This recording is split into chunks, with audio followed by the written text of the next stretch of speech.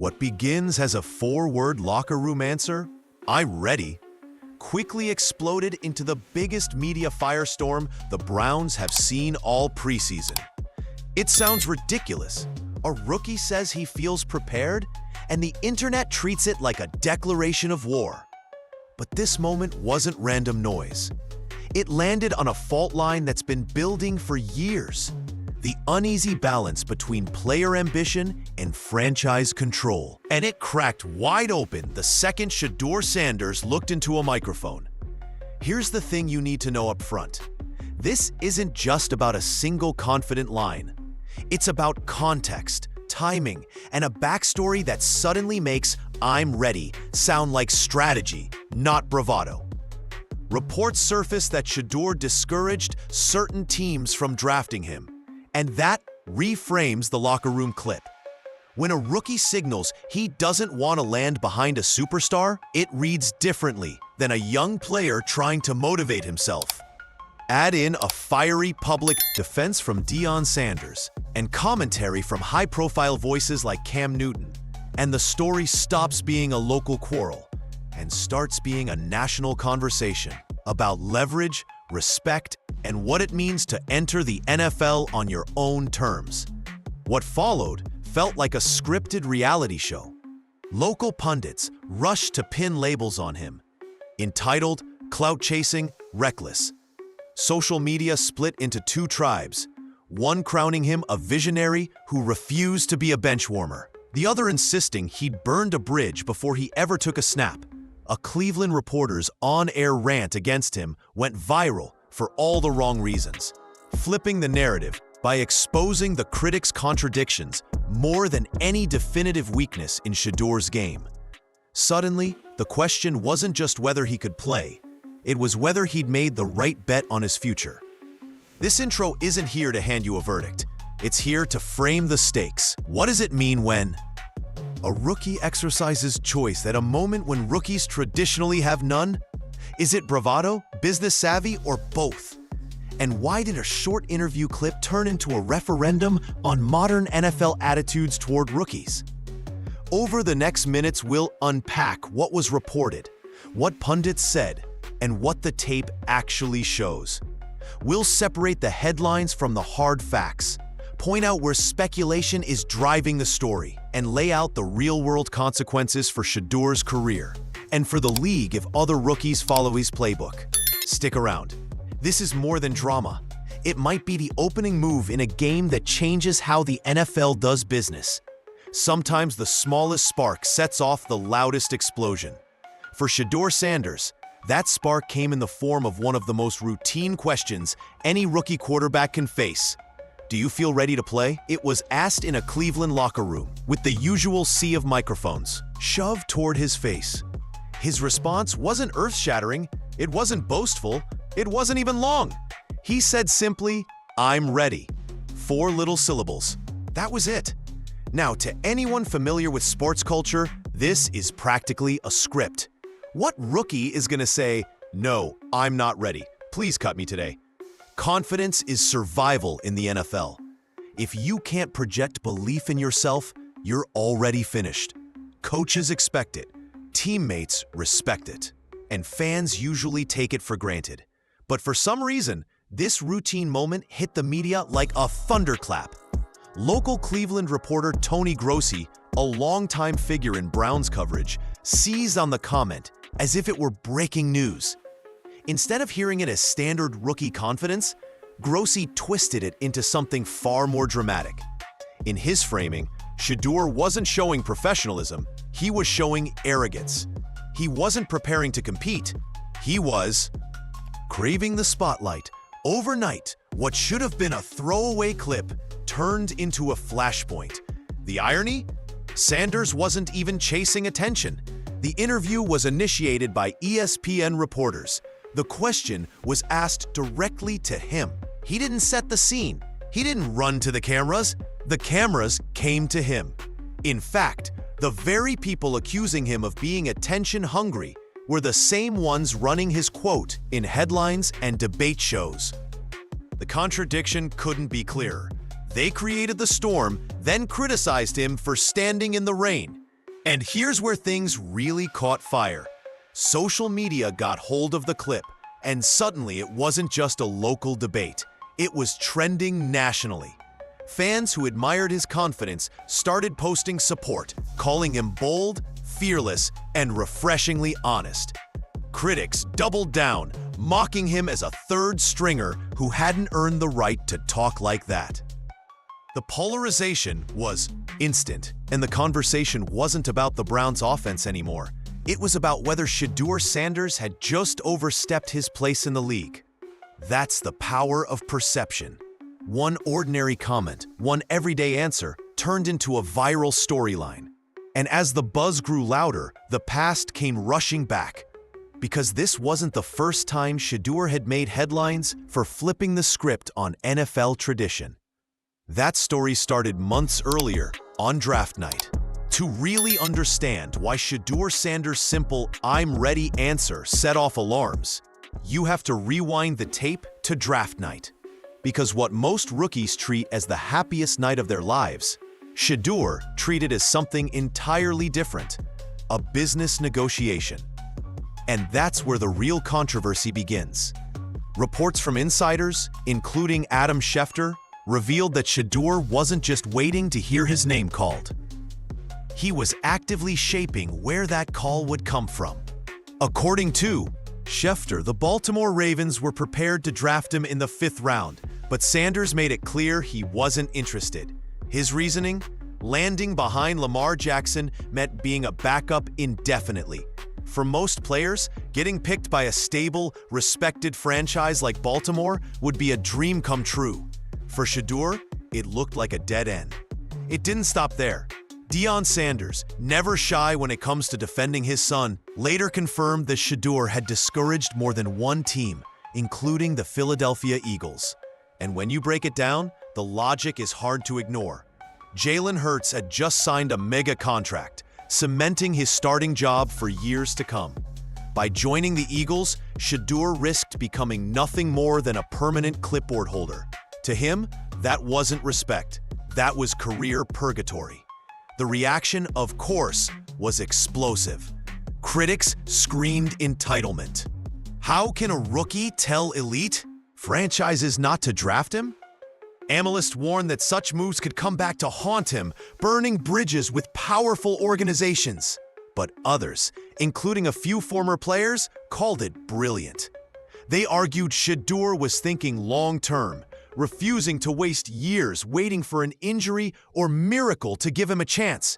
Instead, he was betting on himself, positioning for a shot at meaningful playing time. This draft night backstory matters because it reframes everything that came after.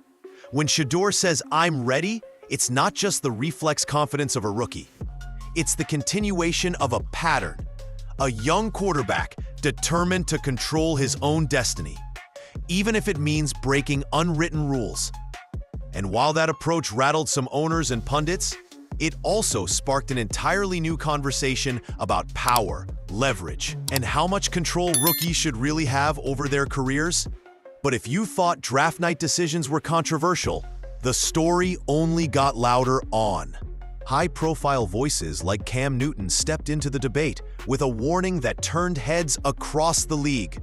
If there's one former player who knows what it's like to live under the brightest spotlight in football, it's Cam Newton. From being the #1 pick to carrying Carolina to a Super Bowl and picking up an MVP award along the way, Cam has been through every twist the NFL machine can throw at you. So when Shedeur Sanders' name started bouncing around headlines, it didn't take long for Newton to weigh in. And his perspective? It wasn't just commentary. It was a warning.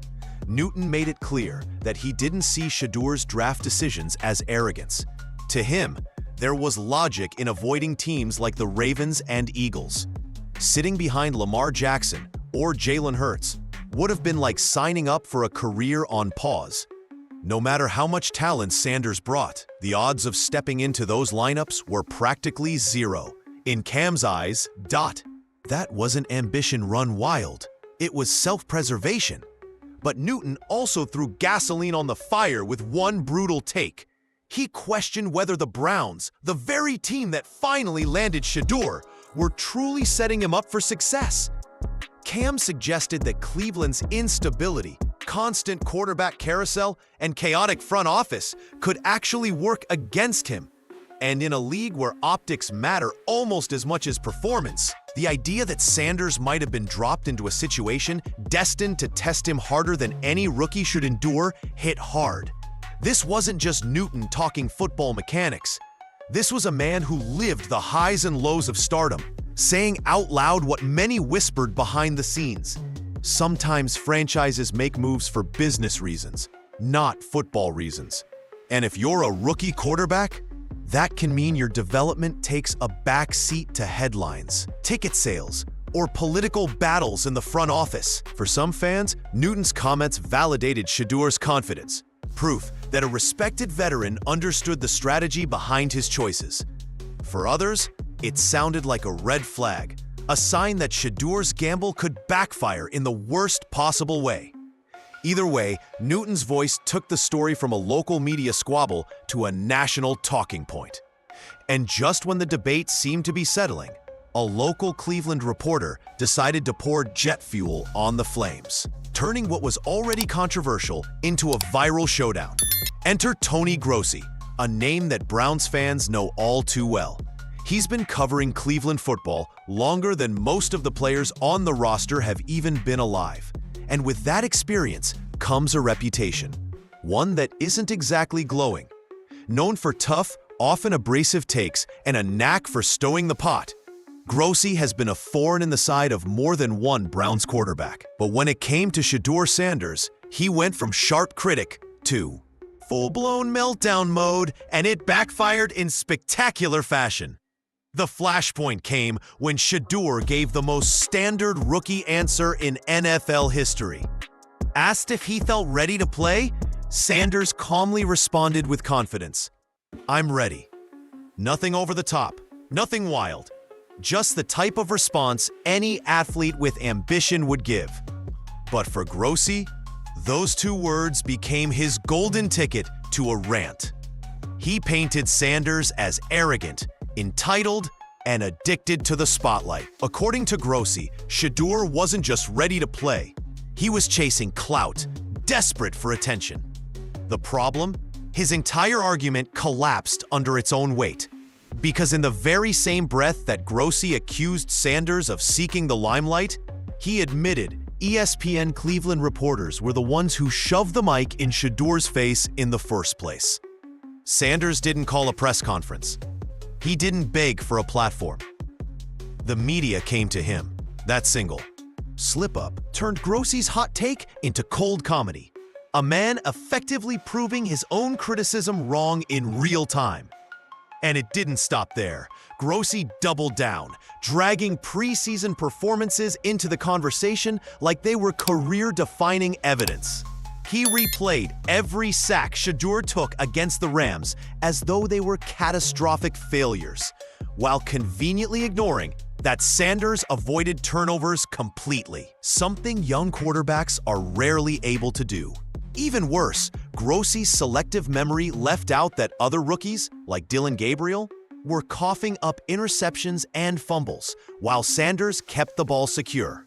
To fans, it felt less like analysis and more like a personal vendetta. By the time Grossi finished, the internet had already turned his rant into a punchline. Social media lit up with memes. Fans roasted his contradictions. And analysts pointed out how flimsy his logic really was. What was supposed to be Grossi's big "I told you so" moment became a dash, public unraveling, with Shedeur standing calm and collected on the other side. But here's the kicker. Shedeur wasn't done. Instead of letting the noise swirl around him, he took matters into his own hands and decided to address Grossi face to face. And that's when things got really interesting. Most rookies would have taken the easy route. Ignore the critics, keep their head down, and let time either prove them right or wrong. But Shedeur Sanders isn't most rookies. Instead of ducking away from Tony Grossi's constant jabs, he walked right up to the man himself after a game and address the negativity head-on. And the way he did it? Calm, respectful, but with just enough edge to leave Grossi fumbling for words. According to reports, Shedeur approached Grossi with a straightforward question. Why was it that every single thing he said about him seemed to be negative? He wasn't yelling. He wasn't defensive. He wasn't trying to embarrass him in front of others. Instead, Sanders asked, tone that was equal parts confident and curious. I be hoping you got something positive to say about me. You only say negative stuff about me. I ain't do nothing to you. Simple, direct, and impossible to spin. And that's what made it sting, because when a player faces the media, there's usually tension, maybe even hostility. But Shedeur flipped the script by confronting the criticism without malice. He smiled, kept it lighthearted, and made his point while still looking like the bigger man.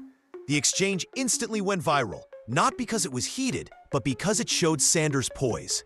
In that moment, he didn't just defend his name. He won over fans who were watching closely to see how he'd handle the pressure. What Grossi thought would be an ongoing narrative, painting Sanders as arrogant and spotlight-hungry, suddenly lost its teeth. Instead of snapping back with anger, Shedeur showed maturity well beyond his years. Fans saw it, analysts saw it. Even some of Grossi's peers quietly admitted Sanders came out looking like a leader, while Grossi looked petty and obsessed. This wasn't just a rookie standing up for himself. It was a masterclass in how to control your own narrative.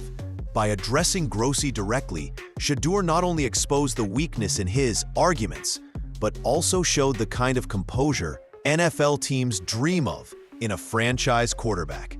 And just when Grossi thought he could regroup, the backlash from fans and media piled on, turning his criticism into a nationwide roast session. But the real turning point was yet to come, because this wasn't just about a rookie versus a reporter. It was about what Shedeur's confidence meant for the NFL as a whole. Here's where the whole debate spiraled out of control. Tony Grossi and his defenders tried to twist Shedeur Sanders' words into arrogance. In their narrative, saying, "I'm ready," wasn't the natural response of a competitor. It was the declaration of a cocky rookie who hadn't earned his stripes. But let's slow this down for a second. What exactly was Sanders supposed to say when a mic was shoved in his face? "No, I'm not ready. I should probably quit today." That's not how pro athletes survive. Confidence isn't optional in the NFL. It's oxygen. Without it, you don't even make it past training camp. The real irony here is that Grossi contradicted himself over and over. On one hand, he insisted Sanders was arrogant for saying he was prepared. On the other, he admitted that every quarterback needs to believe they're ready in order to play at a high level. That's not just a mixed message. That's a man tying himself into knots live on air. Fans watching caught it instantly. They clipped the contradictions, turned them into memes, and dragged Grossi across social media like he had just walked straight into his own trap. Meanwhile, Shedeur's actual on-field play told a different story. No interceptions, no turnovers, just clean, cautious football in a preseason setting where young quarterbacks usually implode under pressure. Did he take sacks? Sure, but sacks are a far cry from handing the ball to the other team. Coaches care about protecting the football more than anything else. And in that department, Sanders passed with flying colors. If anything, his decision-making looked more poised than some veterans who've been around for years. What this moment revealed was bigger than just one player versus one reporter. It highlighted the thin line the media draws between confidence and arrogance, depending on whether they like the player or not. When veterans declare themselves ready, it's leadership. When rookies do the same, it's suddenly a character flaw. But Sanders' calm demeanor and mistake-free performance shattered that double standard in real time. And that's why the conversation didn't die down. Instead, it snowballed into something bigger. A culture clash over how much power and self-belief young players should be allowed to show in a league still run by old-school voices. But the storm was only beginning, because the fallout from this debate would flip the spotlight right back onto the Browns, the team caught in the middle of it all. When the dust started to settle, one thing became crystal clear. This wasn't just about Shedeur Sanders versus Tony Grossi. The Cleveland Browns were now standing dead center in the storm, and every decision they made moving forward was going to be magnified under a spotlight they didn't ask for. For a franchise that's already infamous for quarterback drama, the last thing they needed was another public feud dragging them into the headlines. Yet here they were, caught between an outspoken reporter, a confident rookie, and a fan base divided down the middle. On one side, Browns fans were fired up, cheering for Shedeur to step in and bring energy to a offense that had been limping through games. To them, his confidence wasn't arrogance. It was exactly what the team needed. Cleveland's recent history of quarterbacks reads like a revolving door, with names flashing by faster than anyone can even remember.